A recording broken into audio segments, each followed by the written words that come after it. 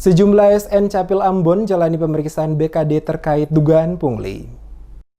Sejumlah oknum aparatur sipil negara atau ASN pada lingkup Dinas Kependudukan dan Catatan Sipil atau Disduk Capil Kota Ambon yang diduga bekerja sama dengan para calo melakukan pungli kini sementara menjalani pemeriksaan lanjutan oleh Badan Kepegawaian Daerah atau BKD di Balai Kota Ambon. Kasus yang bermula dari penangkapan beberapa calo yang melakukan transaksi uang dari warga untuk mengurus KTP dan KK pada kantor Disduk Capil Kota Ambon oleh Kepala Dinas dan melalui penelusuran dan pemeriksaan lebih lanjut, ditemukan adanya pegawai pada Dinas Catatan Sipil yang diduga melakukan kerjasama dengan para calo, menerima uang hasil pungutan dalam membuat surat-surat dokumen warga, dan kini menjalani pemeriksaan oleh BKD untuk diproses selanjutkan. Hal tersebut langsung disampaikan oleh Kepala BKD Kota Ambon Benny Selano saat diwawancarai tim Demes Media Group di Balai Kota Ambon hari Senin 7 Desember. Dikatakan Benny, dari hasil laporan warga, kini pegawai tersebut telah dipanggil dan diperiksa. Dijelaskannya untuk membuktikan keterangan yang diberikan oleh pelaku, setiap pegawai yang berkaitan dengan hasil pemeriksaan akan dipanggil untuk dimintai keterangan guna mengecek kembali apakah yang bersangkutan melakukan secara sadar atau tidak sadar ataupun ada unsur sengaja dalam tanggung jawabnya melayani masyarakat. Selano mengatakan kini kurang lebih 5 orang telah diperiksa dalam kasus tersebut dan pelaku kini telah dititipkan di BKD untuk diproses lebih lanjut dan apabila ada bukti yang kuat, ASN yang terlibat bisa dipecat.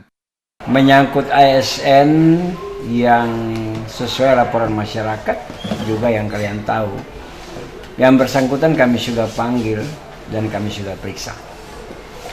Oleh karena itu setiap orang yang berkaitan dengan untuk membuktikan keterangan yang bersangkutan, maka setiap orang yang berkaitan di dalam keterangan itu kita akan panggil untuk melakukan cek kembali apakah memang yang bersangkutan melakukan secara sadar atau tidak sadar atau ada unsur sengaja dalam tanggung jawabnya untuk melayani masyarakat.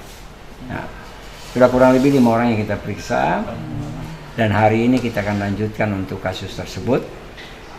Yang bersangkutan kami sudah titipkan di Badan Kepegawaian untuk proses lebih lanjut.